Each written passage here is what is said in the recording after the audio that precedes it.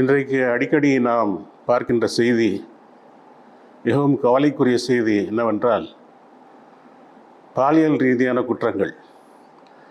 பாலியல் ரீதியான குற்றங்கள் மிக அதிகமாக நம் நாட்டிலே நடந்து கொண்டிருக்கிறது. அதுவும் வக்கிரமான வன்புணர்வுகள், மிக கொடூரமான தாக்குதல்கள், பெண்கள் மீது தாக்குதல்கள், இவற்றையெல்லாம் செய்பவர்கள் யார் என்று பார்த்தால் ஆண்கள்தான். ஆண்கள் இளம் வயது சிறார்கள் கூட. 2 நாட்களுக்கு முன்பாக ஒரு செய்தி பார்த்திருப்பீர்கள். ஒரு 10 வயது சிறுமியை 14 வயது சிறுவன் வன்புணர்வு செய்கின்றான். அதற்காக அவனை கைது செய்திருக்கிறார்கள். இப்படியெல்லாம் செய்திகளை பார்க்கின்றோம். இந்த கொடூரமான பிரச்சனை, அதனுடைய தீர்வு என்ன என்று பார்த்தால், முதலில் தனிமனித ஒழுக்கம். பார்வையை பேணிக்கொள்ள வேண்டும். இச்சை கலந்த பார்வை பார்க்கக்கூடாது. பார்வையில்தான் இந்த உணர்வு தூண்டப்படுகின்றது. பார்வையில்தான் ஆரம்பத்தில் அதனுடைய அடிவேர் அங்கே தான் இருக்கிறது. பார்வையில் தான் தூண்டப்படுகின்றது. இச்சை கலந்த பார்வை பார்க்கக்கூடாது. அதுக்கு குறை இருக்கா? அன்றைக்கி எங்கே பார்த்தாலும் நம்முடைய சுற்றுச்சூழலில் ஆபாசம் நிறைந்திருக்கிறது, ஊடகங்களில் நிறைந்திருக்கிறது. பத்தாததுக்கு இப்போது எல்லார் கையிலையும் மொபைல் ஃபோன் வந்துடுச்சு. மொபைல் ஃபோனில் அவங்க என்னென்னலாம் ஆக்சஸ் பண்ணலாம். போர்னோகிராஃபி அப்படிங்கிறது ஒரு இண்டஸ்ட்ரியாக இன்றைக்கு உலகத்தில், மேற்கத்திய உலகத்தில் டெவலப் ஆகிருக்கு.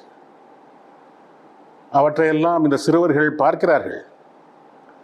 சிறுவர்கள் பார்த்து அந்த இச்சைகள் தூண்டப்பட்டு, உணர்வுகள் கிளர்ந்தளச் செய்யப்பட்டு அவர்கள் இப்படிப்பட்ட குற்றங்களை எல்லாம் செய்கிறார்கள்.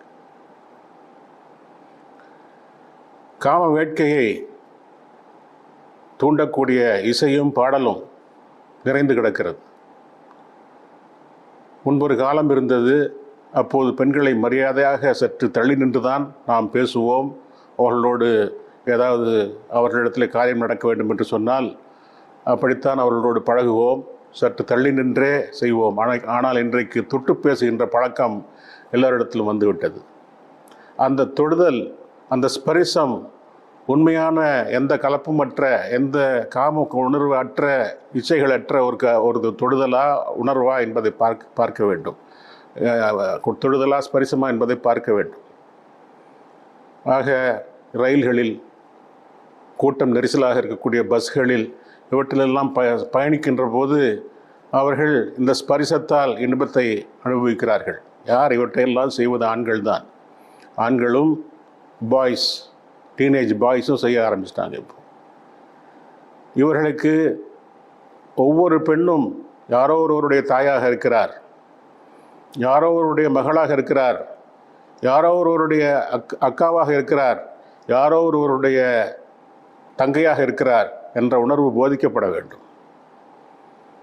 அவர்களுக்கு இத்தகைய ஒழுக்க உணர்வு ஏற்படுத்தப்பட்டால் இந்த பிரச்சனைகள் சற்று தீவிரம் குறையும், கொஞ்சம் கொஞ்சமாக ஒழித்துவிடவும் முடியும்.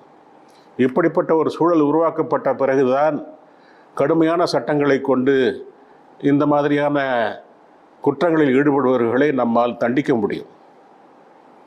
அப்படி தண்டனையும் வேண்டும்.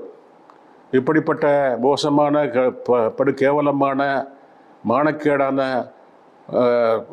குற்றங்களை செய்பவர்களுக்கு கடுமையான தண்டனை நிறைவேற்றப்பட வேண்டும். ஆக இந்த படிநிலைகளிலே இந்த குற்றத்தை குறைப்பதற்கு நாம் முயற்சி செய்தோம் என்று சொன்னால் அது சாலச் சிறந்ததாக அமையும் என்பதை கூறிக்கொள்கின்றேன்.